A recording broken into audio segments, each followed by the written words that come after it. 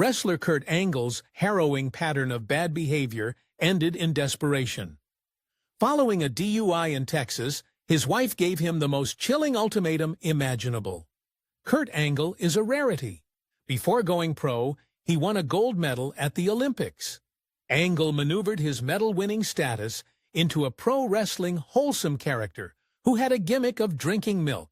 Sadly, that wasn't the only substance Angle enjoyed. Angle became addicted to painkillers and other illicit substances. It looked like he was heading for a dismal end until, out of nowhere, help arrived from a jaw-dropping source. When Kurt Stephen Angle was born on December 9, 1968, his family was already pretty big. He had 4 older brothers and an older sister. The family had their humble home in Mount Lebanon, Pennsylvania, and wrestling ran in the Angle family. Angle Kurt started early. He was only 7 when he first stepped into the ring.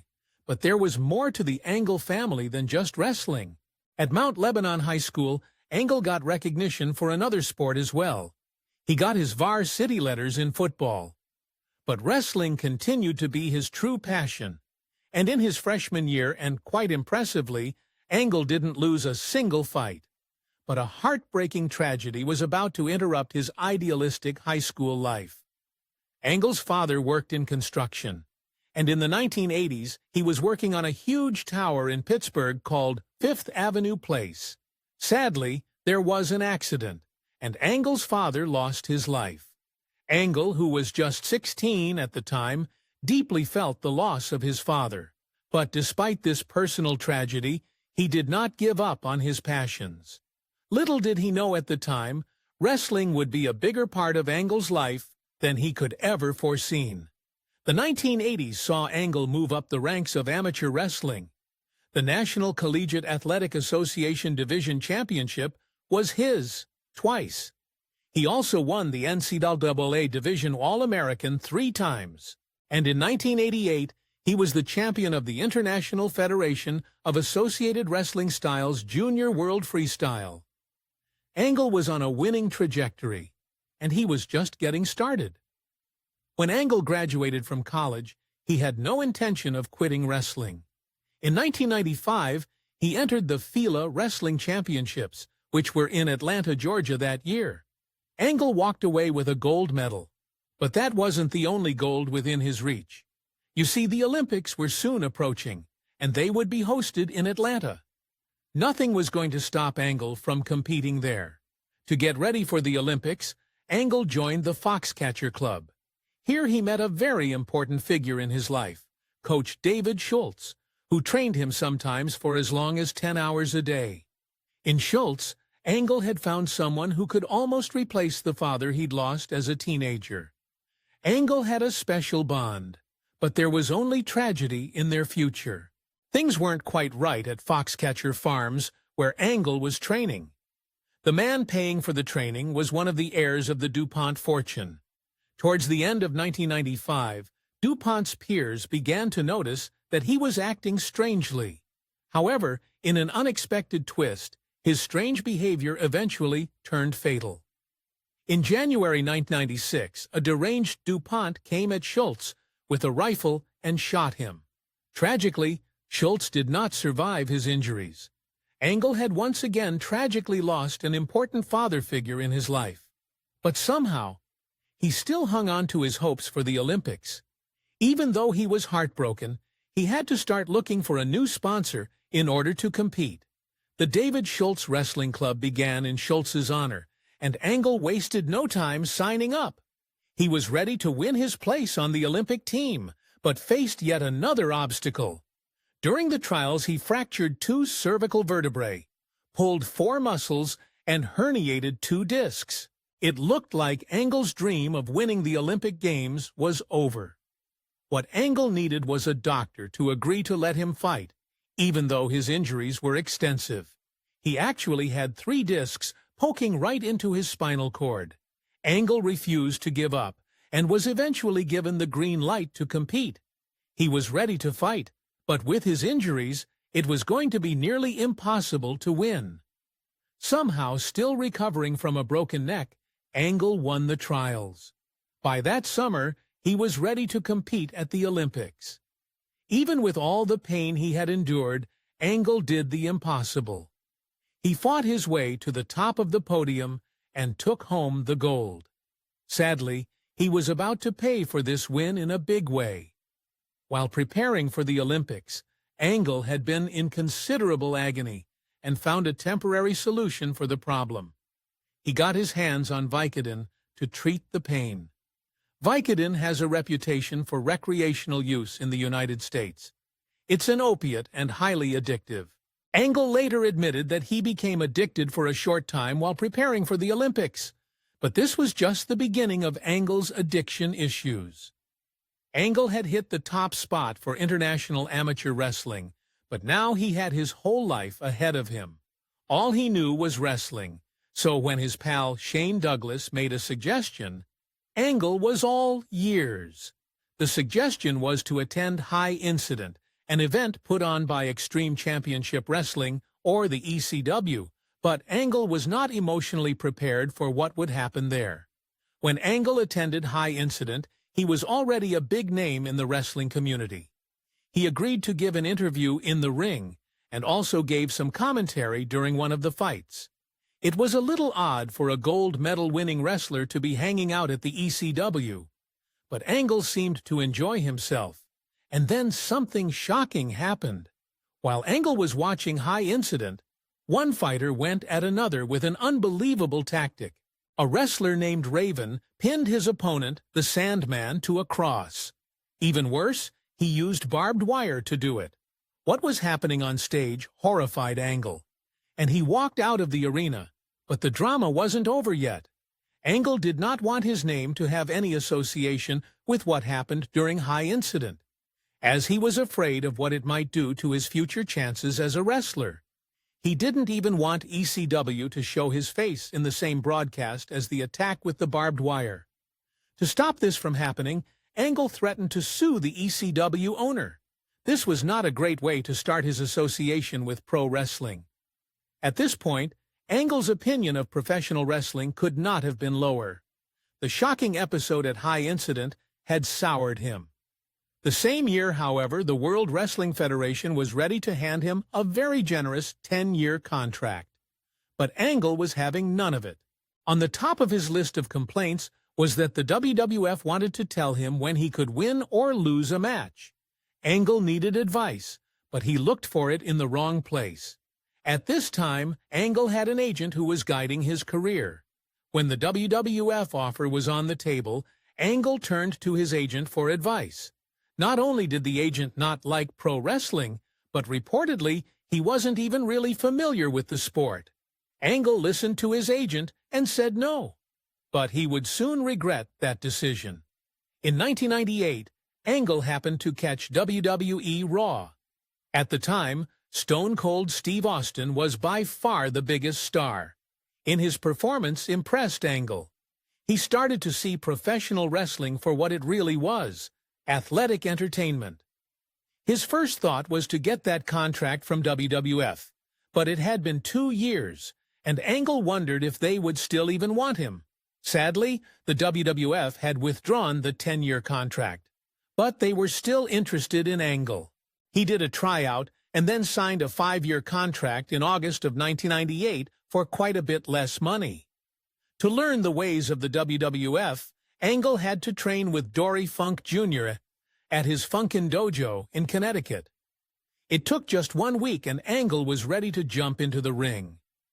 Every professional wrestler has their gimmick, which is the thing that sets them apart from every other wrestler. Angle decided to use what he was most proud of, winning the Olympic gold medal. To round out his character, he put forth a character who lived cleanly. He even talked about how he drank a lot of milk. Another thing that was important to Angle was to improve the lives of his fans. While fighting for the now renamed WWE, Angle had a lesson he wanted to teach his fans. Well, actually, it was 3 lessons. He called them the 3 I's for success. They were intensity, integrity, and intelligence. It was a wholesome message, and one that was absolutely guaranteed to backfire. It was WWE co-founder Vince McMahon who had the idea for Angle's clean-cut image. But Angle believes McMahon knew that it wouldn't work out. McMahon assumed the fans would revolt against Angle the minute he did something underhanded. Of course, it was all part of the plan that McMahon masterminded. A plan to get Angle as many fans as possible. The idea was to push Angle's character as holier-than-thou. The second part of the plan was to get Angle to behave badly and then watch the fans go crazy. It was all part of the Angle brand, and audiences were eating it up. It also just happened to drive Angle to new levels of fame. It even helped him in the romance department. Being a wrestler with the WWE had its perks. Angle soon started dating Karen Smedley, whose job title was Professional Wrestling Valet. This wasn't just a fling, and the two tied the knot on December 19, 1998. While it may have looked like a marriage for the fans, the two were serious and had 2 kids together, Kira and Cody. But it wasn't long before his marriage got as dramatic as a WWE wrestling match. On the end of 2000, Angle and Smedley began experiencing some serious marital issues. What people in the community were saying was that Smedley was having an affair. Worse still, it was with Jeff Jarrett, the co-founder of Total Nonstop Action, or TNA Wrestling. It took a while, but in 2008, Angle got a divorce, and Smedley ended up in Jarrett's arms.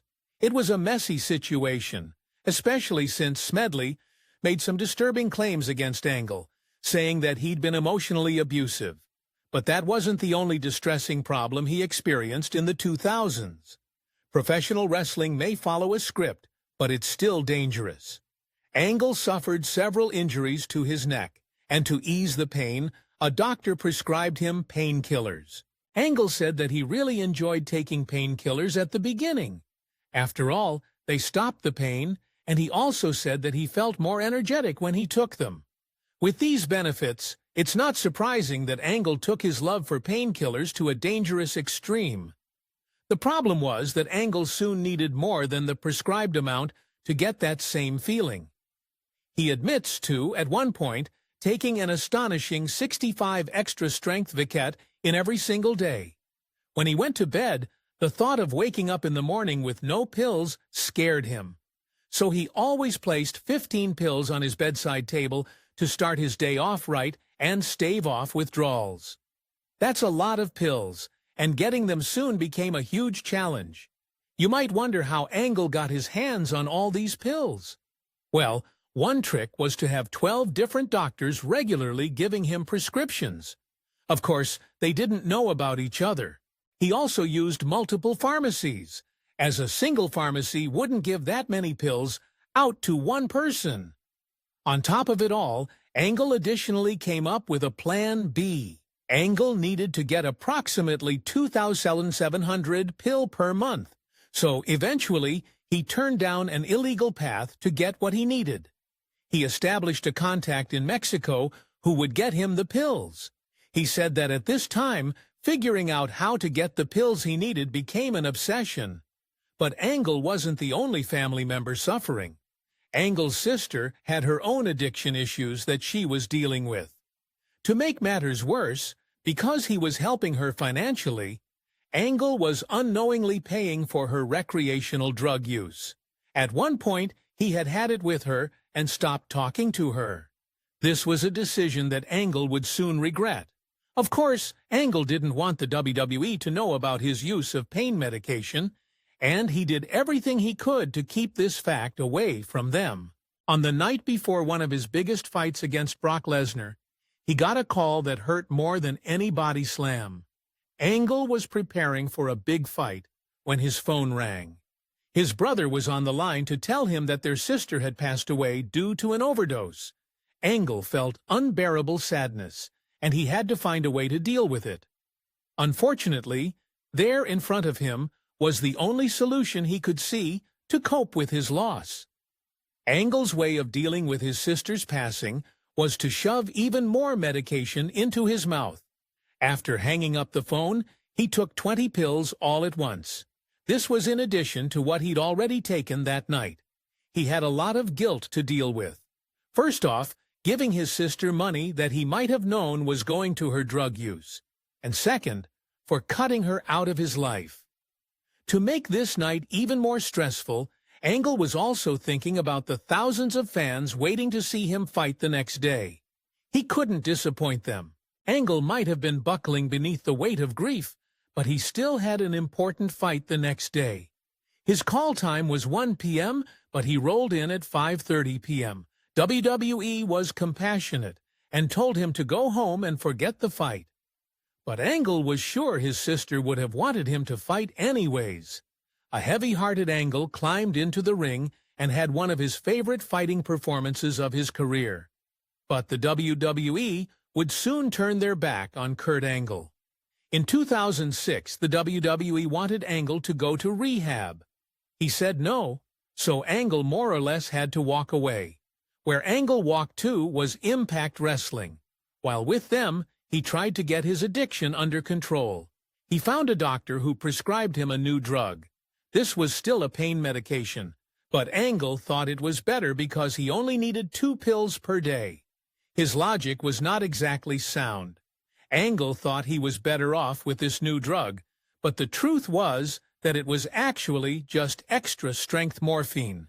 To make matters worse, he got a doctor to prescribe him Xanax for his anxiety. The nail in the coffin was that the guys at Impact Wrestling were all heavy drinkers, so Angle threw that into the mix as well. It was a recipe for disaster. In 2007, there was a report in Sports Illustrated about a wellness center in Florida that they suspected was a cover company for handing out performance-enhancing medications. Sports Illustrated found Angle's name on a database of clients. They then alleged that he was using steroids. While the allegations did blow over, they effectively tarnished Angle's reputation. Then things went from bad to worse. Trouble started in Moon Township, Pennsylvania, when officers got a call from a concerned citizen. The witness said that they saw someone leaving a bar and then driving their vehicle erratically. When officers caught up with the car, they found an allegedly intoxicated Kurt Angle at the wheel. Officers took Angle in, but he got off on a technicality. For exclusive perks like early access to new videos, priority replies to your comments, and to have your say on future content, consider becoming a Factor Nape member. On top of that, your support helps keep the channel going. Click the link in the description for more details. It was a stroke of luck, but it wasn't the end of Angle's run-in with the law. Once again, in Moon Township, Angle had another run-in with the law. The first problem was that his wrestler girlfriend, Trenisha Biggers, said even though she had filed for protection against him, he was stalking her. When officers stopped Angle to address this issue, he found himself in even more trouble. Officers had stopped Angle in his car to talk about his harassment of Biggers. First off, Angle had lost his license and shouldn't have been driving. Next, they found a growth hormone in his car, which the officers believed he had no legal reason to have. Once again, the judge dropped all the charges against Angle and he walked away. But Angle's luck was about to run out. In 2011, officers in Thompson, North Dakota pulled Angle over. He failed a sobriety test, and they took him to the station. Angle had little choice but to plead guilty, and this time he received a severe punishment. He got 1 year of probation, fees and fines totaling over $500, and had to take a chemical dependency evaluation. This harsh punishment did nothing to stop Angle from doing it all over again. Just 6 months later, Angle was in trouble again. Officers believed he'd been over the legal limit while driving his vehicle. In an incredible stroke of luck, a problem with the breathalyzer equipment led to drop charges. One charge did stick, though. Angle received a fine of $1,500 for reckless driving. It was now becoming perfectly clear. Angle needed to take control of his life before he ended up behind bars, or worse. To find a way to bring order to his life, Angle looked back at his finest moment. Clearly, this was his Olympic gold medal win. If only he could recreate that moment. Well, The London Olympics were just around the corner, and Angle announced that he would be fighting there for another gold medal. Sadly, a knee injury stopped him from competing, but he soon found another way to take control of his life. In 2010, Angle proposed to actress Giovanna Yanadi, and they walked down the aisle soon after. If Angle was looking for a stable family life, he certainly found it. They had 2 of their own children and adopted a 3rd. Maybe this was all he needed to find peace in his life. Well, it didn't last. Even after his marriage, in 2013, Angle was still having trouble with the law. While in Texas, officers pulled Angle over and charged him with being behind the wheel while intoxicated. But this time, something was different. He now had a new family to take care of. And Angle did something he should have done a long time ago. When Angle's wife heard about his trouble with the law in Texas, she gave him an ultimatum. Get sober, or she'd walk away and take the kids with her. On the same day that officers took him in, Angle announced that he was going to rehab. He later said that he did it for his family. It looked like Angle had come out as a survivor, and it was time to look back at his career. Angle's life has been nothing short of amazing. He was a gold medal winner and followed it up with a 21-year career as a pro wrestler. During this time, he'd won an astonishing 22 championships. Sadly, he also spent 9 years in recovery from his pain medication addiction. He'd had quite a life, and it was about to get a cinematic treatment. In 2023, the streaming service Peacock released Angle, which told his story from his simple life in Pittsburgh to the Olympics and then to pro wrestling. It also didn't hold back on some of the darker parts of Angle's story. Rotten Tomatoes called it candid and raw, and has a 100% approval rating. Not bad for a wrestling story. The real question is, will Angle ever go back to his old pill-popping days? In 2023, Angle had double knee replacement surgery. Of course, this involved dealing with a lot of pain, and the fear of returning to addiction was front and center on Angle's mind. He later said that now he'd found a good doctor, one who managed to provide proper care without prescribing excessive pain medication. Angle walked away from the operation and didn't rekindle his past addictions. Triumphant in more ways than one.